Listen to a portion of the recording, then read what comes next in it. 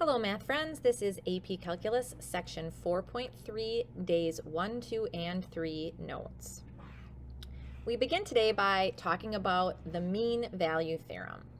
And the mean value theorem, defined here in this box, says that if f is a differentiable function on the interval, and it's a closed interval because we have square brackets, on the closed interval a to b, then there exists a number c between a and b such that f prime of c is equal to f of b minus f of a over b minus a. Well, f of b minus f of a over b minus a, that's an equation for slope between x equals a and x equals b. So what they're saying is that there's some point c on the interval between a and b where f prime of c, so the slope of the graph at c, is the same as the slope between a and b.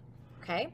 And we have two pictures next to it that kind of illustrate this, and this should make sense to you when you think about the picture. So we have two different graphs. The functions are graphed in black, and you can see that they have found the line connecting the two endpoints of the interval, and so you can kind of see that's the blue line, right, in both pictures. And so that line has some particular slope. In the first graph, it has a negative slope. In the second graph, it has a positive slope.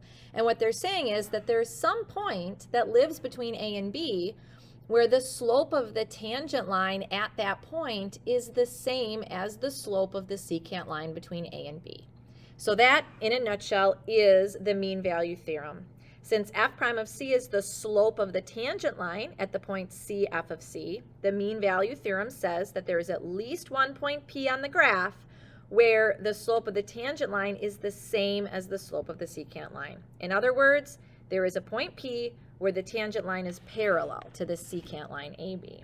And, well, why do we care about this? The main significance of the mean value theorem is that it enables us to obtain information about a function from information about its derivative. So the mean value theorem is going to come up, now and again as we work through problems for the rest of the school year, and you will likely be using this as something that you reference time and again on an FRQ. That's usually where we end up using our theorems.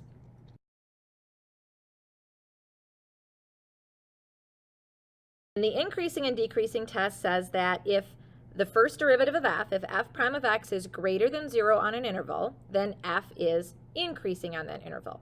If f prime of x is less than 0 on an interval, then f is decreasing on that interval. This is information that we already knew, right? We already knew that if the first derivative is positive, f of x was increasing. If the second derivative is negative, f of x was decreasing, right? We already know that information. We can actually use this then to find intervals on which a particular function is increasing or decreasing. And so in the box here on the right-hand side of your screen, I kind of have a little step-by-step process of how we use the increasing, decreasing test. All right, so for example 1, if we want to find the intervals on which the function is increasing and decreasing, we start with step 1 by finding the derivative of the function. All right, so this is just a polynomial function, easy to find the derivative of. The derivative of 2x cubed will be 6x squared. The derivative of negative 3x squared will be negative 6x, and the derivative of negative 12x is negative 12. Now the second step is we set this derivative equal to 0, and then we solve for x, which gives us the critical values of our function. This is just a quadratic trinomial. I can certainly factor out a 6 to make my work a little bit easier. And then I'm just looking for two numbers that multiply to make negative 2 and add to make negative 1. And so I know that those two numbers are going to be negative 2 and positive 1. So that means that my critical values, the values that would make the first derivative equal 0, will be x equals 2 and x equals negative 1. Now that I know my critical values, my step 3 is going to be to build my sign chart. So I put my two critical values here on a number line. And then I am taking the values surrounding my critical values. Again, so I need test values that live in the intervals in between -1 and +2. So perhaps I'll test -2 and 0 and 3 as test values. And I am plugging these numbers, -2, 0, and 3, I am plugging them into my derivative, right? I'm plugging them into my f prime of x, and you can certainly plug them into the quadratic trinomial form, or you can plug them into the factored form. I find it easier for, sign testing to plug them into the factored form. So if I'm plugging -2 in, -2 minus 2, that's going to be a negative value, and -2 plus 1 is going to be a negative value, and a negative times a negative makes this interval positive. If I plug in 0, 0 minus 2 is negative, 0 plus 1 is positive, a negative times a positive is negative, and then finally when I plug 3 in, 3 minus 2 is positive, and 3 plus 1 is positive. Positive times positive is positive. Okay, and again, I just want to, make a note here that for step 3, you are plugging your CVs, your critical values, into f prime of x. Okay, that's what we're doing in step 3. All right, so now the answer to my question. F of x is increasing, well, it's increasing from -infinity to -2. Oh, sorry, -1, excuse me.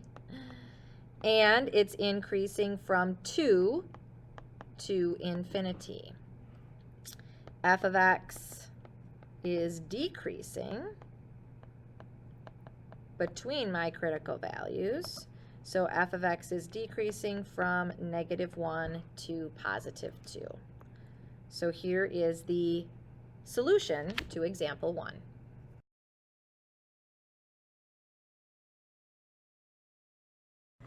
So from that increasing decreasing test that we just did, we can determine where local maximums or local minimums might exist. So the increasing decreasing test leads us to the first derivative test.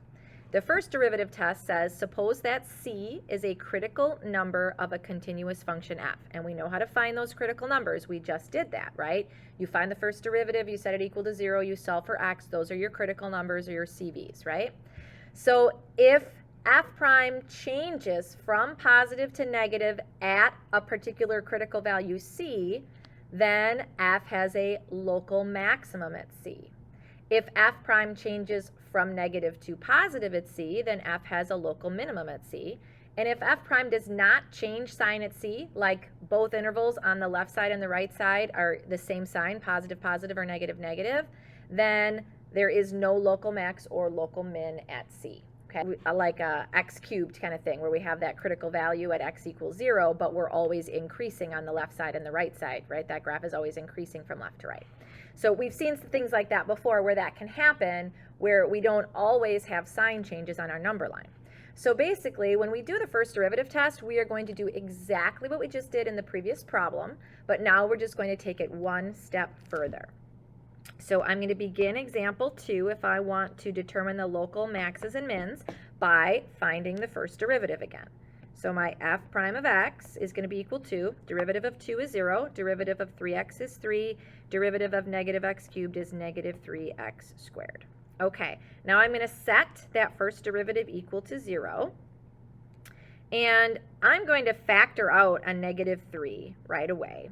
So if I factor out a -3, then this becomes a -1, and this becomes a positive x squared. And then I can just flip this around, and then I have -3 times x squared minus 1, okay? And then, of course, x squared minus 1, that's a difference of squares, so I can factor that further into x plus 1 times x minus 1. And now it's easy to see that my critical values for f of x are going to be x equals -1 and x equals +1. So now, just like the increasing decreasing test, I build my number line, and I put my critical values from left to right, and I am going to choose test points that live in the intervals. So I would maybe choose -2 and 0 and +2 as my test values. And I plug those test values into my first derivative. And again, I like to use the factored form. Don't forget about that -3 GCF. That's going to play a part this time because it's not positive, it's negative.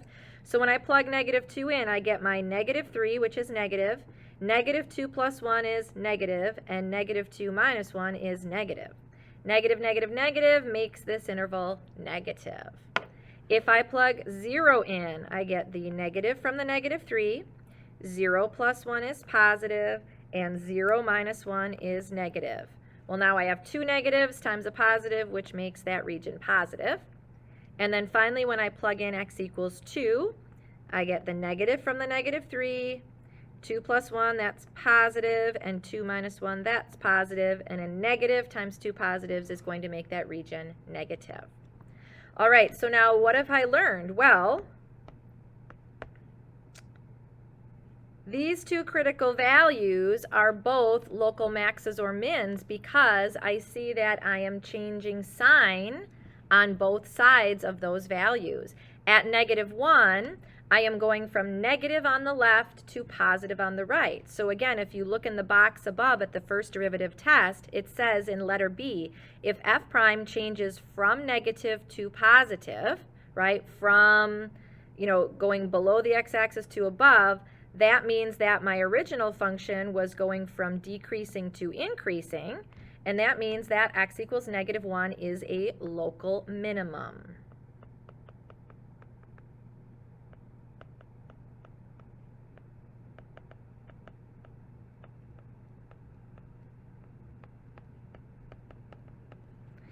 And at x equals 1, I am changing from positive to negative, so I know that f has a local maximum at x equals 1.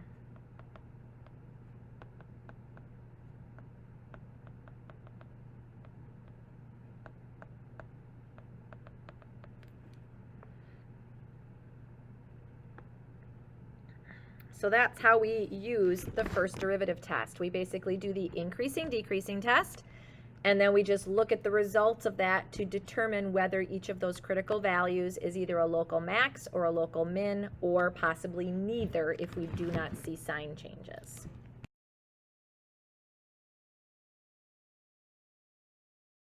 Recall that as the first derivative of a function tells us where the function is either increasing or decreasing, the second derivative tells us about the function's concavity. That is, where it is concave up or concave down. A function's called concave upward on an interval I if f prime is increasing on I. It is called concave down on I if f prime is decreasing on I. And as we know, a point where a curve changes its direction of concavity is called an inflection point. So in our picture to the left, we show the curve changing from concave up to concave down at P, then from concave down to concave up at Q, and we know that both P and Q would be considered to be inflection points on this curve. So we have this test called the concavity test. And it says that if our second derivative, f prime prime of x, is greater than 0 for all values in some interval, then f of x would have to be concave up on that interval. Again, this is not new information, right? We already knew this from section 2.10, that the concavity of a function is based on whether the second derivative is positive or negative.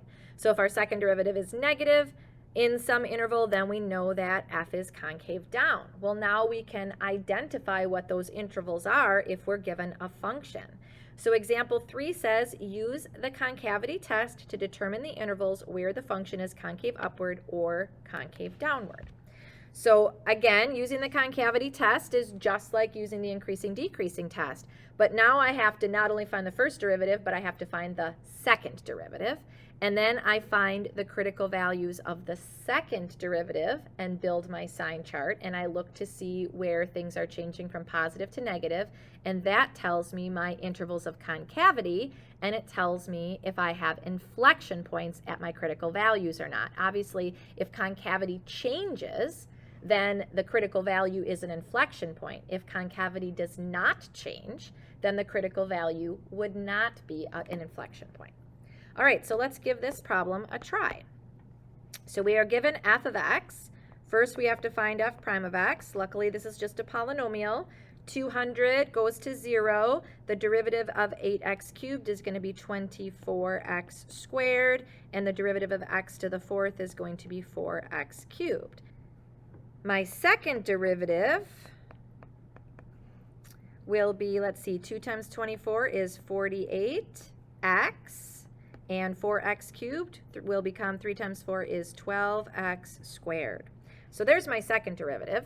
And now I can factor out a GCF to help me find my critical values. So when I set this equal to 0, I can factor a 12x out of both terms, and then I will be left with 4 plus x. So this actually tells me that I have two critical values. My two critical values would be the value that makes 12x equal 0, which would be x equals 0. And my second critical value is the value that makes 4 plus x equals 0, which would be x equals negative 4. All right, so now that I have my two critical values, I'm going to build my number line for, and this is, again, this is for f prime prime of x. That's what this number line, this sign testing is for that I'm doing. And my critical values are negative 4 and 0. So when I do my sign testing, I need to choose values between my critical values. So how about negative 5, how about negative 1, and how about positive 1? Okay?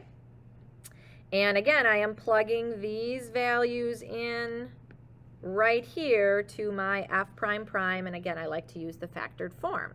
So when I plug in negative 5, 12 times negative 5 is going to be negative, and 4 plus negative 5 is going to be negative, and a negative times a negative makes this interval positive. When I plug in negative 1, 12 times negative 1 is negative, 4 plus negative 1 is going to be positive, and a negative times a positive is negative. And then when I plug in positive 1, 12 times 1 is positive, and 4 plus 1 is positive. Positive times positive makes that interval positive. All right, so I just learned two things, okay? I learned where f of x is concave up and concave down. F of x is concave up on the intervals from negative infinity to negative 4, and then 0 to infinity. F of x is concave down on the interval from negative 4 to 0. But I also learned that because my sign changes at my critical values from positive to negative and then negative to positive, I also know that negative 4 and 0 are inflection points on f of x. So let's write that down. F of x is concave up on the interval from negative infinity to negative 4, and on the interval from 0 to infinity. F of x is concave down on the interval from negative 4 to 0, and x equals 0 and x equals negative 4 are inflection points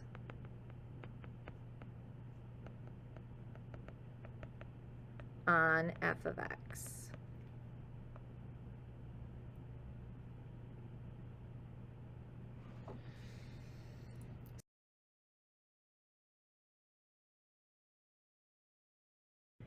The second derivative test, different than the first derivative test, suppose that f prime prime is continuous near C. If f prime of C equals 0 and f prime prime of C is greater than 0, then f has a local minimum at C.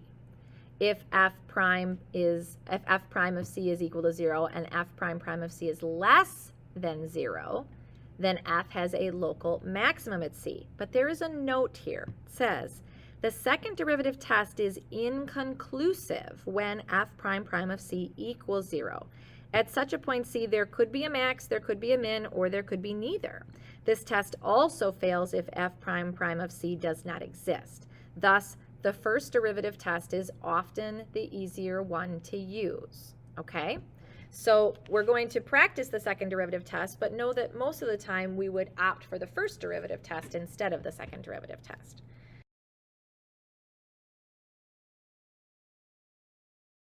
We are going to use the second derivative test to determine the local max and mins of this function.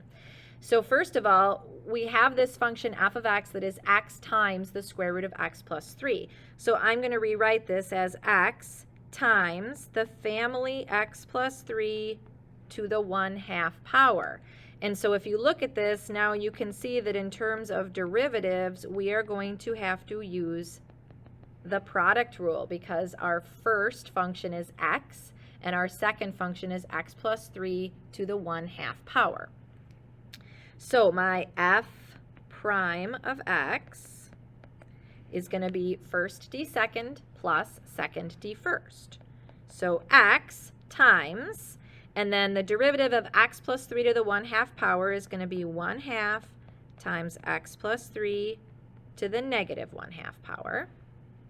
And then we do have to apply chain rule to that. The derivative of x plus 3 would be the derivative of x, and the derivative of 3, which would just be 1, okay? Plus second d first, so x plus 3 to the 1/2 power, and then the derivative of the first is just 1. All right, so I have my f prime of x, which I need to do some algebra to here to clean things up a little bit. So my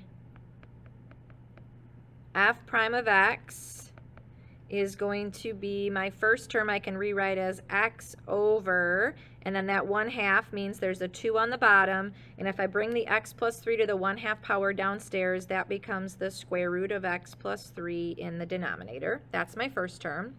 And then my second term, that x plus 3 to the 1/2 power is the square root of x plus 3 in the numerator, and this term is over a 1.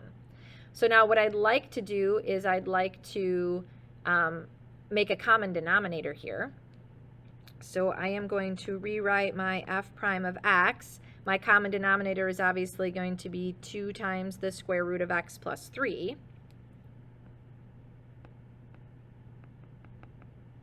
So this term will stay the same. But my second term, if I'm multiplying the denominator by 2 times x plus 3, I have to multiply the numerator by 2 times x plus 3. Well, when I multiply by 2, I'm going to get the 2. But when I multiply the square root of x plus 3 times the square root of x plus 3, I just get the family x plus 3. And now that I have a common denominator, I can simplify this. I can distribute and then combine like terms. So I'm going to get f prime of x is equal to, my common denominator is 2 times the square root of x plus 3. And then in the numerator, I have x plus 2x plus 6. When I distribute 2x plus 3, this is 2x plus 6, right? So x plus 2x gives me 3x, and then 2 times 3 gives me positive 6. Okay. I could also factor my numerator, I guess. So f prime of x is equal to, let's take a 3 out. So then we have 3 times x plus 2 over 2 times the square root of x plus 3. Okay, so there's my f prime of x. What are my critical values of this function? Because I need to know that, I need to know what where f prime of c is equal to 0, right? And then I need to check that in my second derivative.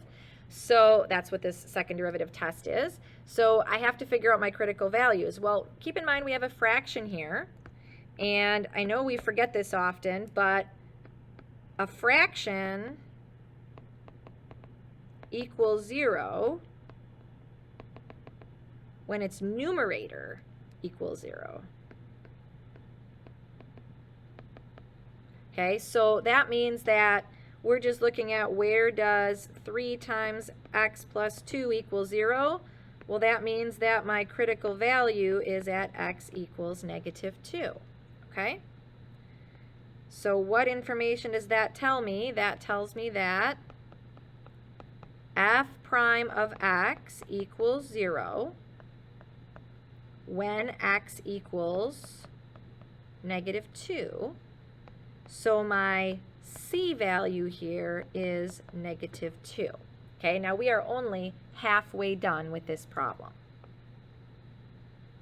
Second derivative test on this one is a little bit cumbersome. All right, so now the next step is, now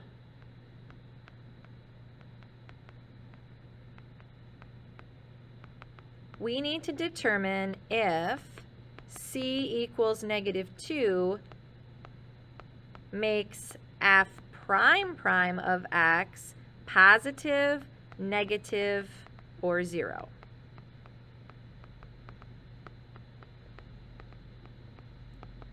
That's our next job, okay? So what was our f prime of x? Let's write that down. Our f prime of x was equal to 3x plus 6 over 2 times the square root of x plus 3. Okay, so obviously we have a quotient. We are going to have to use the quotient rule to find the derivative of this function. All right, so my f prime prime of x is going to be low, 2 times the square root of x plus 3. D high, derivative of 3x plus 6 is 3, minus high, 3x plus 6. D low. Okay, well, the derivative of 2 times the square root of x plus 3, we're going to have the 2. That just comes along for the ride. And then again, we have to differentiate the square root of x plus 3. Well, that's going to be 1/2 times x plus 3 to the -1/2, chain rule times 1. Okay? And then this is all over low. So 2 times the square root of x plus 3, quantity squared.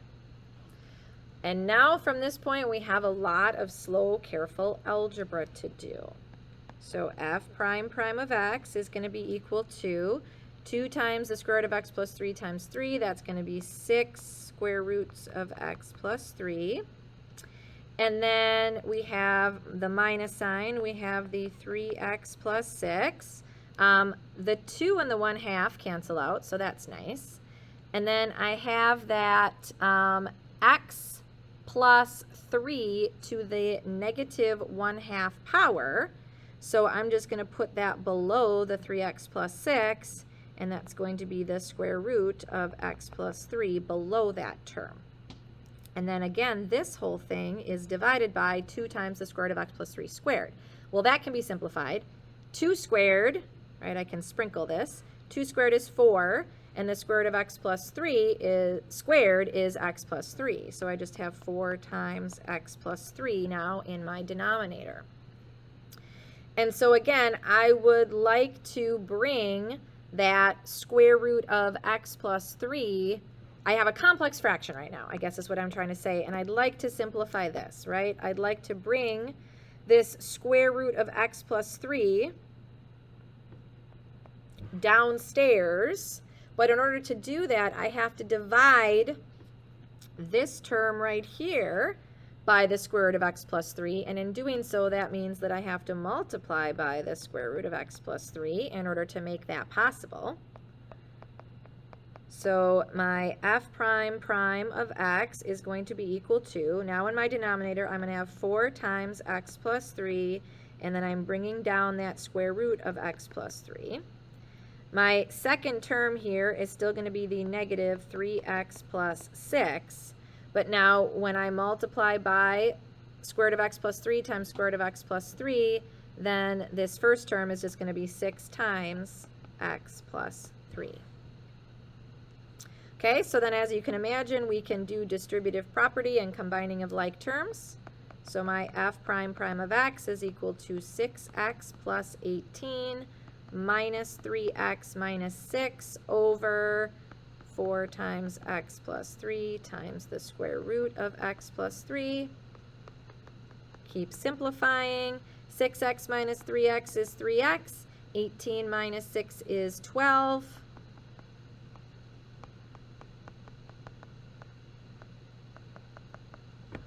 Okay, And we could factor that numerator into 3 times x plus 4, right? I'm not going to rewrite the denominator, but why do I care? Well, it makes my simplification of my next step a little bit simpler, because now, after all that work, remember, we need to determine if c equals -2 makes f prime prime of x positive, negative, or 0. So now we plug in c equals -2 for our x value, and we determine, does that make f prime prime a positive number, a negative number, or 0?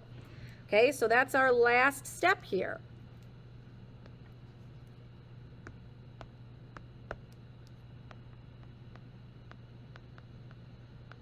So now plug in c equals -2. So f prime prime of -2 is going to be equal to, in the top I have 3 times x plus 4, so 3 times -2 plus 4. And in the bottom, I have 4 times x plus 3, so -2 plus 3. And then under the square root, I have x plus 3, so -2 plus 3. And I just have to simplify this. In the numerator, -2 plus 4 is 2. 2 times 3 is 6. In the denominator, I have the 4. -2 plus 3 is 1. -2 plus 3 is 1. The square root of that is 1. So I end up with 6 over 4, which is 3/2. All right. And what does that tell us? Here's our conclusion to this very long second derivative test problem. This is why I'm not a big fan of the second derivative test.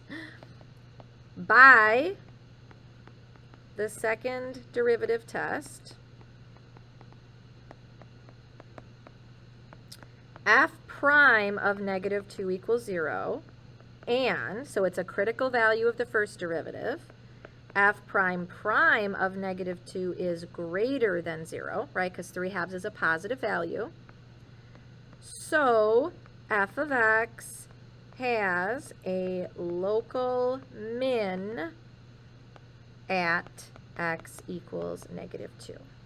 Okay, so this is another way to determine local maxes and local mins.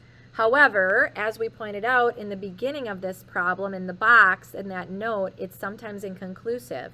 So my preference is always the first derivative test. However, you should be aware that there are 2 ways to find your local maxes and mins of a function f of x. Example 5 asks us to kind of tie all these new tests that we've learned today together. So it says, find the intervals of increase or decrease, which we know we are going to use the first derivative for.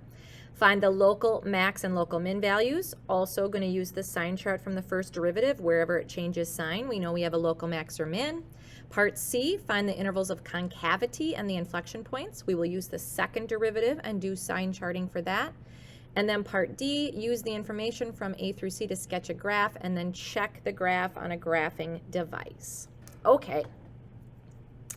So let's begin with part A. Part A asks us to find the intervals of increase or decrease. So for part A, we are going to use the increasing, decreasing test.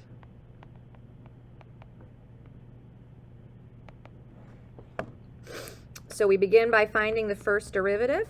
F prime of x is going to be equal to 4x minus 4x cubed. And then I could factor that. So I could take out a GCF of 4x and set it equal to 0, of course. And if you wanted to take out a GCF of -4x, you could, and flip it around, or you could leave it kind of as a backwards difference of squares. Ultimately, it doesn't matter. You'll get the same results either way. So we have 0 equals 4x times 1 plus x times 1 minus x. And so we see from this that we get 3 critical values. Our critical values will be x equals 0, x equals +1, and x equals -1.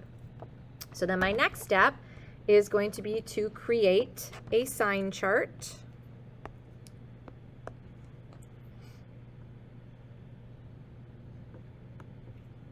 And -1, 0, and +1 are the critical values on my sign chart. So when I test points, I just need to test points around those points. So I may choose like -2, -0.5, +0.5, and +2 as test numbers. And again, I'm going to be plugging these into my first derivative in its factored form and checking to see if it comes out positive or negative. So when I plug in -2, 4 times -2 will be negative, 1 plus -2 will be negative, and 1 minus -2 will be positive. So 2 negative times a positive will make that region positive. Then I test -0.5. 4 times -0.5 will be negative, 1 plus -0.5 will be positive, and 1 minus -0.5 will be positive. 2 positives and a negative will make that region negative. We test +0.5, so 4 times a positive is a positive, 1 plus a positive is a positive, and then 1 minus 0.5, that is still a positive. 3 positives make a positive. And finally, when x is 2, 4 times 2 is a positive, 1 plus 2 is a positive, and 1 minus 2 is a negative, so that region will be negative.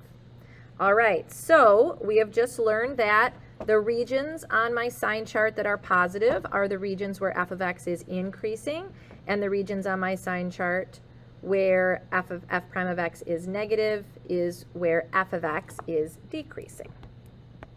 So let's write this down. F of x is increasing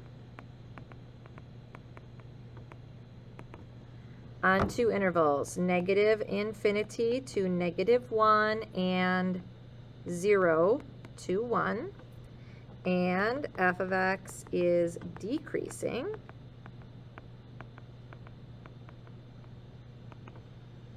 from -1 to 0 and from 1 to infinity.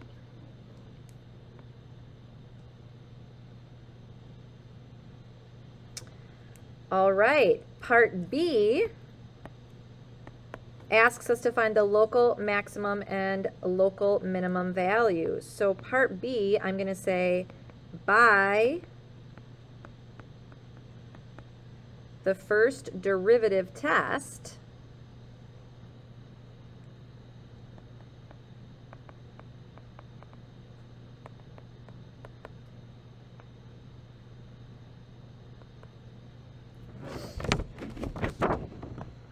we know that our local maximums and our local minimums occur at those critical values as long as there's a sign change on the left side and right side of those critical values. So again, I'm going to be using my sign chart from above, right? And I know that my critical values, which were -1, 0, and +1, could be maxes or mins, right? And so when I look, I can see that if I look at the critical value x equals -1, I am changing from positive to negative. F prime changes from positive to negative. And at x equals +1, F prime changes from positive to negative. So I would say by the first derivative test that x equals -1 and x equals +1 are local maximums.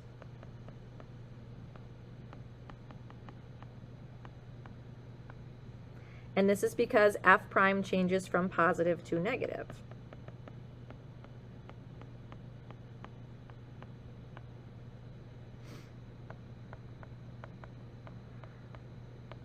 Okay.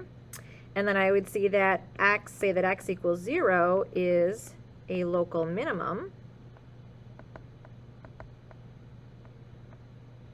And this is because F prime of x changes from negative to positive.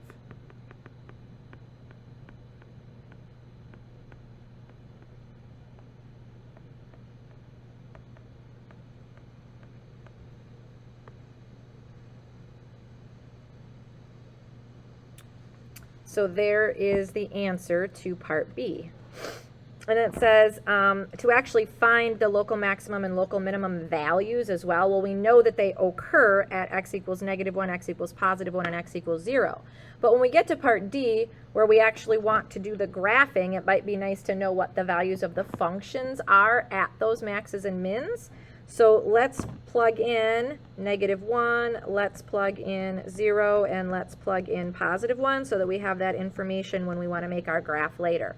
And when we plug -1 in, again, we're plugging it into f of x. We get 2 plus 2 times -1 squared minus -1 to the 4th power, which gives us a value of 3. And again, we know that this is a local max.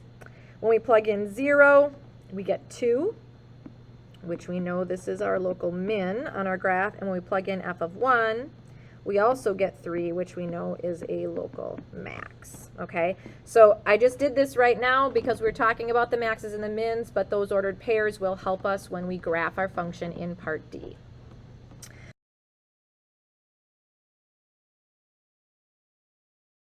All right, next, part C asks us to find the intervals of concavity and the inflection points.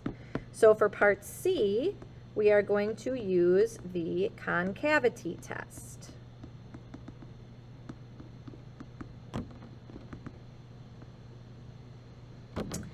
And we know that for the concavity test, we need the second derivative. So our f prime of x, our first derivative, was 4x minus 4x cubed. So our second derivative, f prime prime of x, is going to be 4 minus 12x squared. And again, we'll be able to take a GCF out when we set that equal to 0. So if we factor out a 4, then we're going to have 1 minus 3x squared. And so when we find our critical values, we're going to have to solve that because we still have a 1 minus 3x squared. So my critical values are going to be when 1 minus 3x squared equals 0, or when negative 3x squared equals -1, or if I divide, when x squared equals 1/3, and when I square root both sides, I get when x equals plus or minus, and I would have to rationalize, so this would become the square root of 3/3. So here are my two critical values, x equals positive square root of 3/3 and x equals negative square root of 3/3.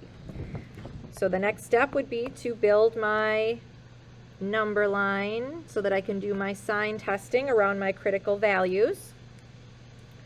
So I have one critical value at negative square root of 3/3, and I have the other critical value at positive square root of 3/3. And negative square root of 3/3 is approximately like negative 0.6. It's really negative 0.577, so we'll just say it's like negative 0.6. Positive square root of 3 is positive 0.6. So when we choose values to do our sign testing, we could certainly do -1, 0, and +1, okay? And again, we are plugging these in here for our sign testing to see if we get our intervals positive or negative. So when we plug in -1 squared is 1 times -3 is negative. We get a negative times a positive here, which makes this interval a negative. When we plug in 0, 0 squared is 0 times -3 is 0, so we just end up with +4 times +1, which makes that interval positive.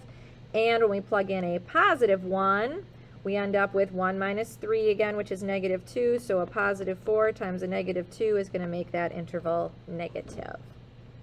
All right, so in terms of concavity, this tells us that f of x is concave down on the intervals where it's negative. So from -infinity up to negative square root of 3/3, and from positive square root of 3/3 up to infinity.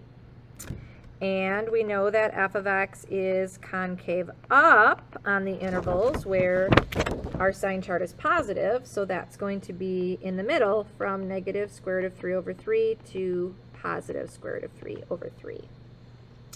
And since we know that our concavity is changing at both of those critical values, that tells us as well that x equals negative square root of 3 over 3 and x equals positive square root of 3 over 3 are inflection points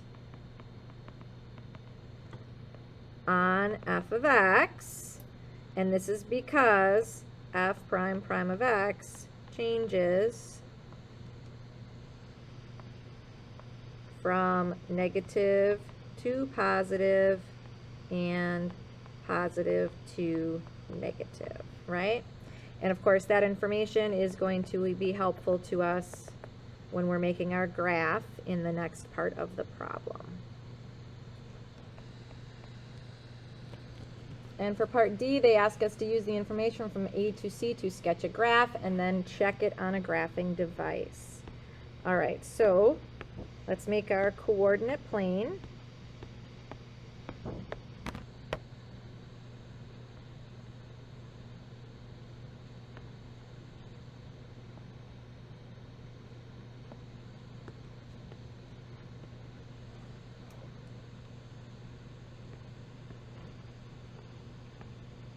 Based on all the values that I found as I was working through this problem, going from negative 3 to 3 on both axes is plenty for this graph. All right, so I'm going to start by plotting the information that I found previously. I know that I have a local maximum at the point negative 1, 3. And I know that I have a local maximum at the point positive 1, 3. And I know I have a local minimum at the point 0, 2. I know that I have a point of inflection when x is negative square root of 3 over 3 and when x is positive square root of 3 over 3. So I might want to pause for a second and just figure out what those values are on my function. So what is f of square root of 3 over 3 and what is f of negative square root of 3 over 3? So I just plug those into my f of x and do the math, and I get that this is about 2.56, and this one is about 2.56. They come out the same. So we have inflection points. Again, square root of 3 over 3 is approximately negative 0.6, positive 0.6.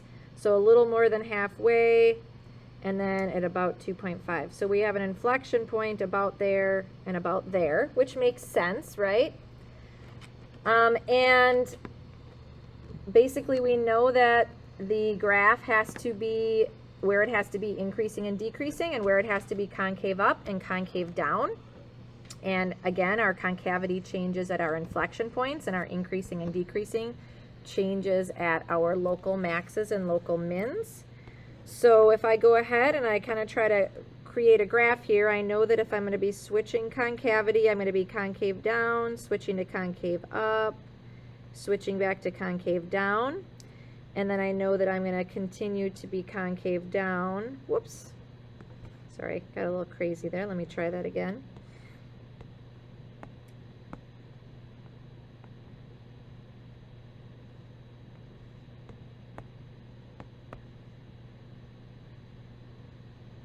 Like this and like that. Okay, so that is what I predict that my graph will look like. So now let's grab our graphing device and let's check our graph and make sure that all of the information that we collected for example 5 matches what the calculator tells us our function should look like. And then we need to type in our function f of x, which is 2 plus 2x squared minus x to the 4th power. And I'm just going to change my window since I graphed it from negative 3 to 3 on my paper. Oh, look at that. I'm going to keep that the exact same for my window. So negative 3 to 3 on the x-axis and negative 3 to 3 on the y-axis. And then I'm going to take a look at the graph. And sure enough, that's pretty much exactly what I had on my paper. So it looks like we successfully completed example number 5. Example number 6 is another example where they ask us to do the same 4 things. Find the intervals of increase or decrease, find the local max and local min, find the intervals of concavity and inflection points, and then finally use all of that information to sketch a graph and check it on a graphing device. This one's a little bit different though, because now we get to work with some trig, and they tell us that we are keeping our interval here from just negative 2 pi to 2 pi, which is nice because we know that trig functions are, continuous from negative infinity to infinity, and that they just keep repeating themselves, right? So they're kind of making this a little easier for us and saying we're just going to look in this particular window here. All right, so once again, beginning with part A, we're going to use our increasing and decreasing test.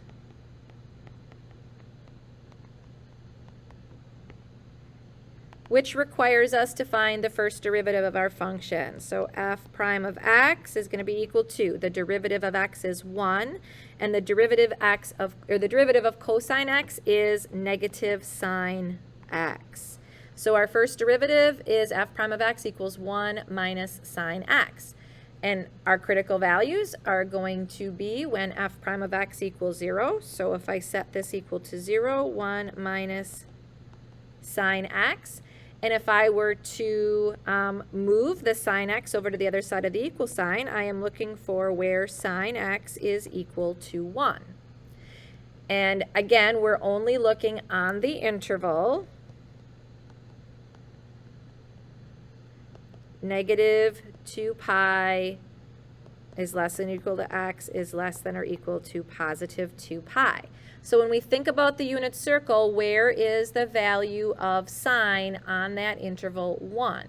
Well, sine of x is 1, or the y value of the ordered pair is 1 at the top of the unit circle and at, well, actually just at the top of the unit circle, right? Because at the bottom it would be negative 1. So that's going to happen at positive pi over 2, right? In the positive rotation around the unit circle. But remember, we also have to go from 0 backwards to negative 2 pi. So if we're going backwards around the unit circle, 1 rotation around, it's also going to happen at negative 3 pi over 2. So we have 2 critical values.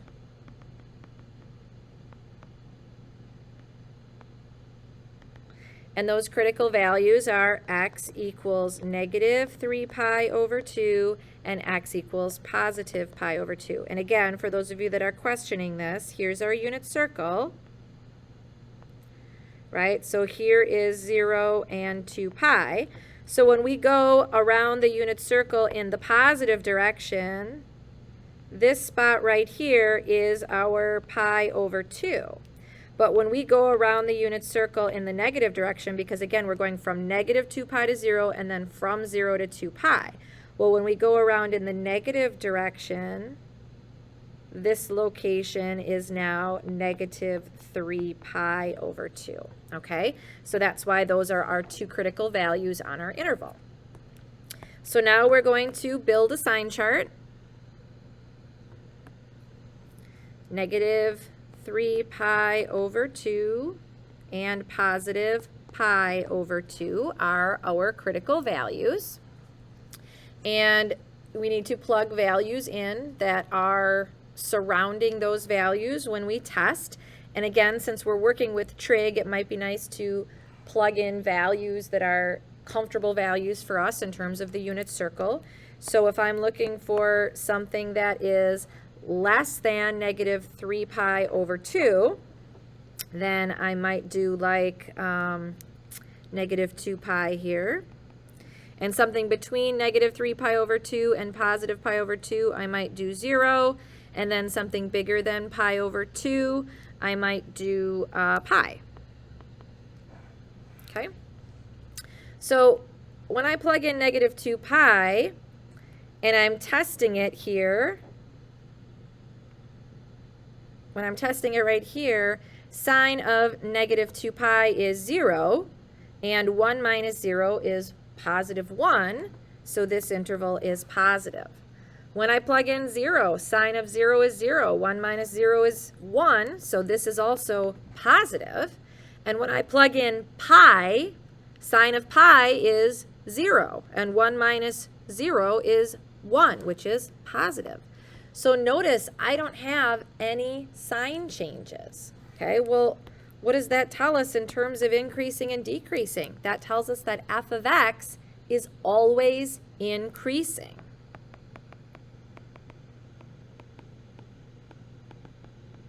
So this is something that we haven't run into yet when we haven't had sign changes on our number line. But it certainly can happen. F of x is always increasing, and this is because f prime of x never changes sign on negative 2 pi to 2 pi, okay?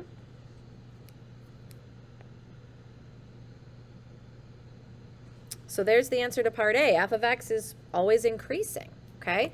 Well, then we can go ahead and we can answer part B right away too, because if f of x is always increasing, then there can't be any local maximum or local minimum values, right? So for part B, there are no local max or min values. Okay, and this is because, again, f prime of x never changes sign on the interval negative 2 pi to 2 pi.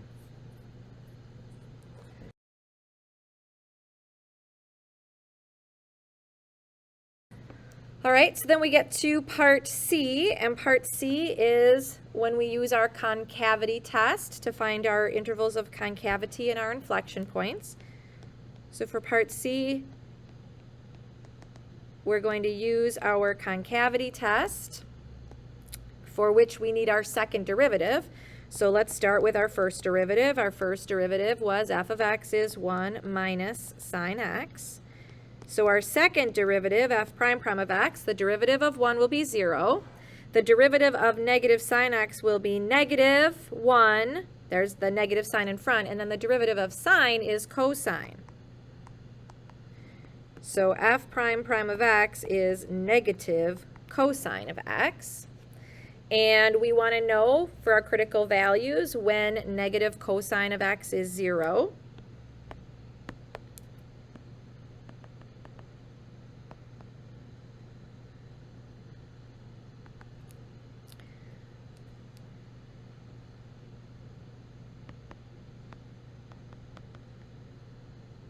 And again, this is just on the interval negative 2 pi to 2 pi is what we're looking at, right?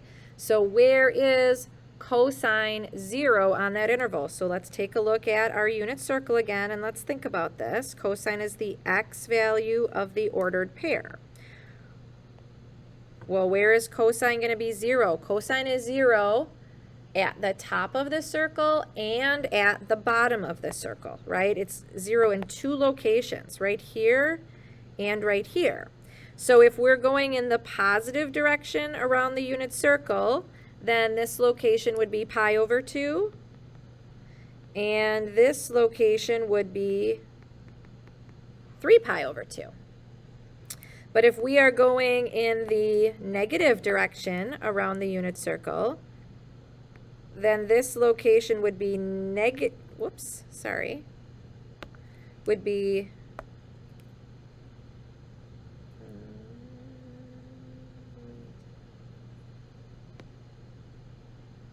no, I'm not sure how to get rid of that C now. This location right here would be negative pi over 2. And continuing around the unit circle, this location up here would be negative 3 pi over 2.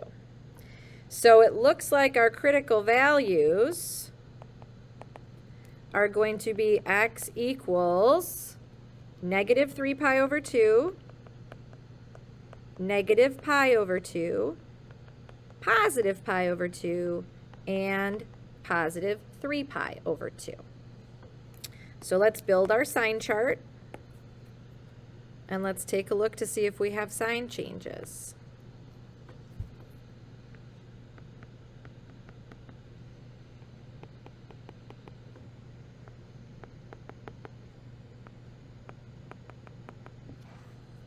Okay. And again, we are testing values that live in between these values. And we're testing it in our second derivative, which is negative cosine of x. Okay? So when we look at values less than negative 3 pi over 2, like say negative 2 pi, we want to know, what do we get? Well, cosine of negative 2 pi would be 1, and then the negative times the 1 would be negative 1. So that would make this interval right here negative. If we test something between negative 3 pi over 2 and negative pi over 2, okay, how about negative pi? The cosine of negative pi would be negative 1, and negative times negative 1 would make this interval positive. If we test something between negative pi over 2 and positive pi over 2, how about we choose 0? Cosine of 0 is 1. Negative times 1 is negative 1. If we choose something between pi over 2 and 3 pi over 2, we could choose pi. Cosine of pi is negative 1. Negative negative 1 makes positive 1. So that's going to be positive. And then finally, something bigger than 3 pi over 2, how about 2 pi? And the cosine of 2 pi is 1, and negative times 1 is negative 1. So we definitely have some sign changes going on here. So now we can talk about our concavity a little bit more. So let's start with f of x is concave down. And since we have a closed interval, I'm going to use a closed bracket for negative 2 pi up to negative 3 pi over 2, but a round bracket there. And it's also concave down between negative pi over 2 and pi over 2.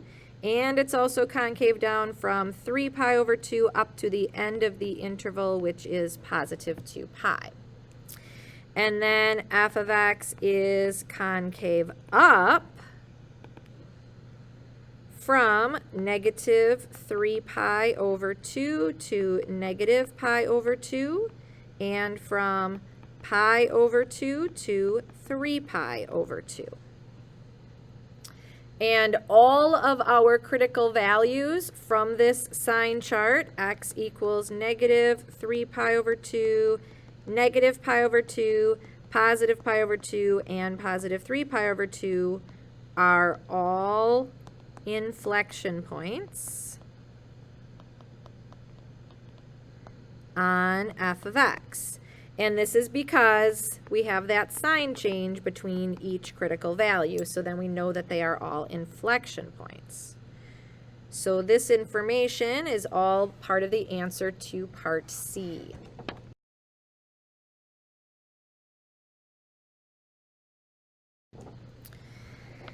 So finally, let's take a look at what this function would look like if we were to attempt to graph it based on the information that we have. All right, so we know that we are only looking at x values between negative 2 pi and 2 pi.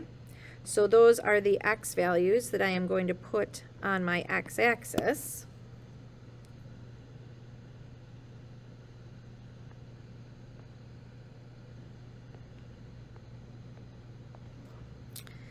So this is pi over 2, pi, 3 pi over 2, 2 pi, negative pi over 2, negative pi, negative 3 pi over 2, and negative 2 pi.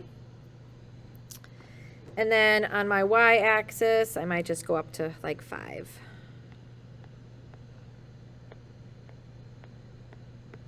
Tick marks, okay?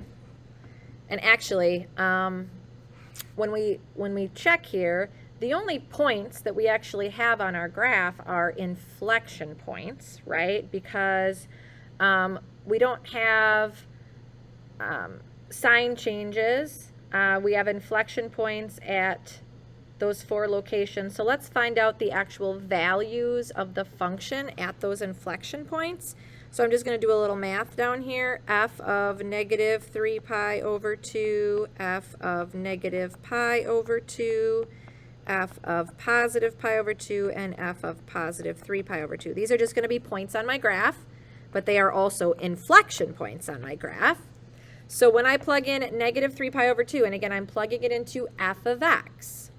So cosine of negative 3 pi over 2, okay, well again, if we think about the unit circle going backwards, negative 3 pi over 2 is the same as pi over 2, location-wise, and the cosine at that location is 0. So we have 0 plus the value of x, which is negative 3 pi over 2. So f of negative 3 pi over 2 is negative 3 pi over 2. When we plug in negative pi over 2, we're going to get the same result because cosine of negative pi over 2 is 0. And then 0 plus negative pi over 2 is negative pi over 2. When we plug in positive pi over 2, cosine of positive pi over 2 is 0, plus pi over 2 is pi over 2. And then finally, f of 3 pi over 2 is going to be 0 plus 3 pi over 2, which is 3 pi over 2. So actually on my y-axis, I'm going to consider each of those tick marks to be pi over 2. And that will make my graphing a little bit easier here. So I have an inflection point at negative 3 pi over 2, negative 3 pi over 2. So like right here, okay? I have an inflection point at negative pi over 2, negative pi over 2, at positive pi over 2, positive pi over 2, and at positive 3 pi over 2, positive 3 pi over 2. So I just have inflection points at those locations. And I know that I'm always increasing, so from left to right, my graph always has to be going up. And I know every time I hit one of those dots, I have to change my concavity. And my graph begins with f of x being concave down. So right here is my starting point. Right here is my ending point. So I have to be concave down. And then I have to switch to concave up. And then I have to switch to concave down. And then I have to switch to concave up. And then I have to switch to concave down. So based on the information that I have, I assume that this is what my graph should look like. So now let's grab our graphing calculator and let's see how we did. We go to y equals, we're going to put in x plus cos x.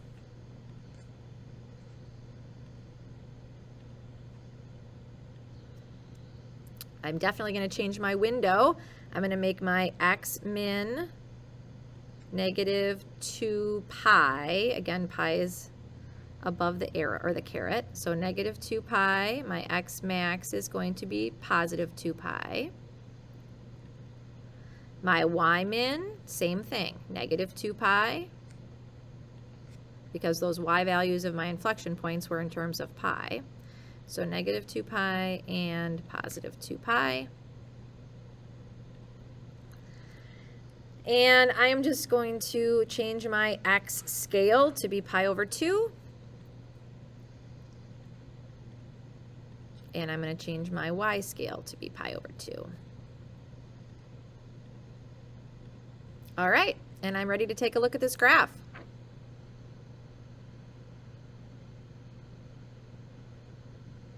And there we go. We can see we have an inflection point here where we're changing from concave up to concave down. And then we have an inflection point right here, concave up, an inflection point right here, concave down. All right, so looks like we did a great job.